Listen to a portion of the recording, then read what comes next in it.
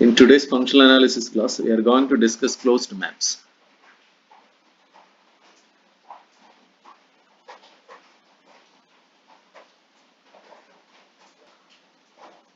So first we define continuity. Let X and Y be matrix spaces and F be a map from X to Y. Then F is continuous if Xn converges to X in X implies F of Xn converges to F of X in Y. Now we define closed map. A map F is said to be closed if Xn converges to X in X and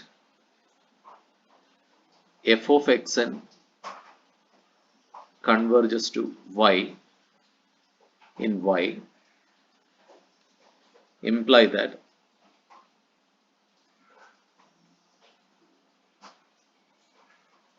Y equal to F of X.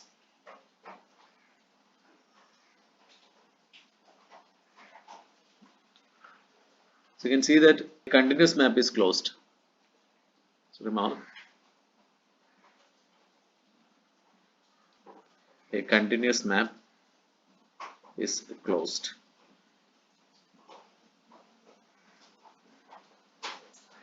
The converse is not true. Remark 2.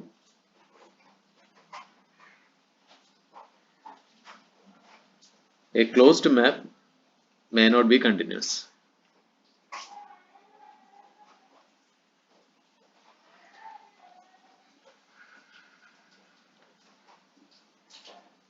For example, you let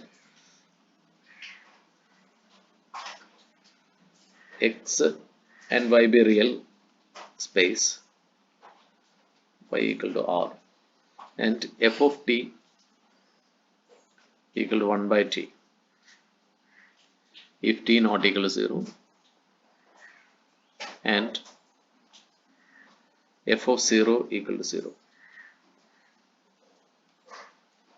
Clearly F is not continuous, but it is closed. You write as a note, F is closed if and only if the set graph of F, gr of F, is equal to set of all X, F of X belongs to X cross Y such that X belongs to X is closed in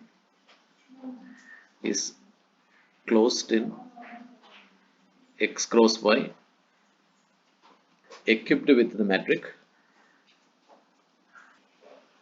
distance between x1 y1 and x2 y2 is d square x x1 x2. So this is square of the distance in X plus d square y y1 y2 the whole raised to 1 by 2.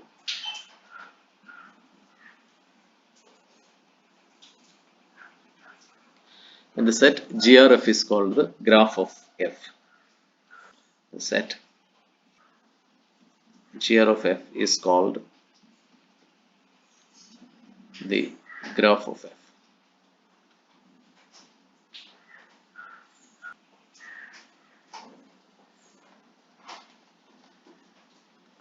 The remark, if a closed map F is bijective, then its inverse F inverse is also a closed map. To see this, let Yn converges to Y in Y and f inverse of yn converges to x in x. Let xn equal to f inverse of yn. We have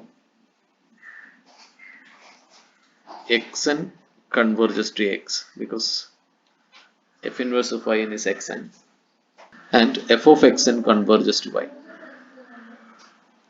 in y. Since f of xn is yn and that converges to y. Since f is closed, we have y equal to f of x. This implies x equal to f inverse of y. So this implies f inverse is closed.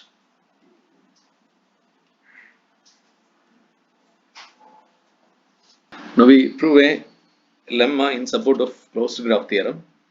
So lemma, let x be a linear space over k.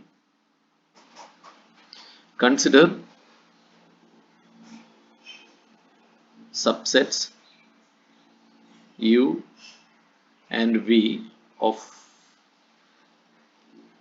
x and k in k such that u is contained in v plus ku. Then for every x in u,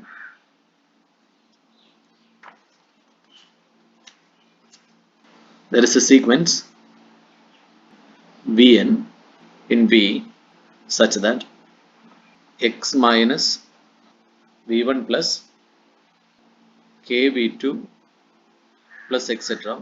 plus k raised to n minus 1 vn belongs to k raised to n into u for n equal to 1, 2, etc. So we prove the result by induction. Proof. Let x belongs to u, and since u is contained in v plus ku, there is some v1 in v such that x minus v1 belongs to ku. This is because x will be equal to some v1 plus ku.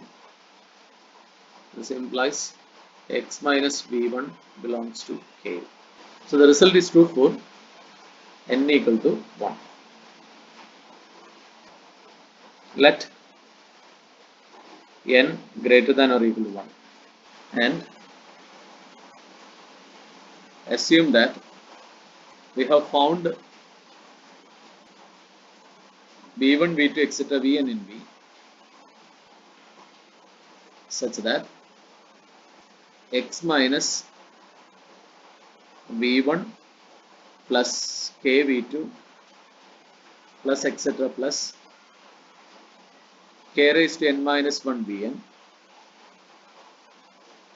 belongs to k raised to n u. That is, we are assuming that this result is true for n.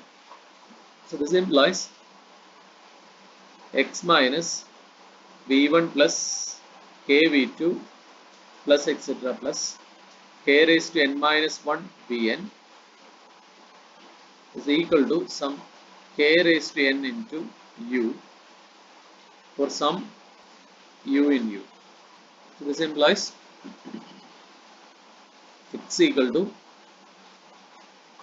v1 plus k v2 plus etc. plus k raised to n minus 1 vn plus k raised to n u for some u in u. Since u is contained in v plus ku, there exists some vn plus 1 in v and u naught in u such that this u equal to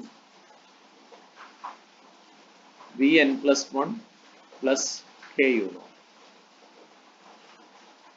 Substituting for u, we will get therefore x equal to V1 plus Kv2 plus etc. plus k raised to n minus 1 Vn plus k raised to n into Vn plus 1 plus Ku naught.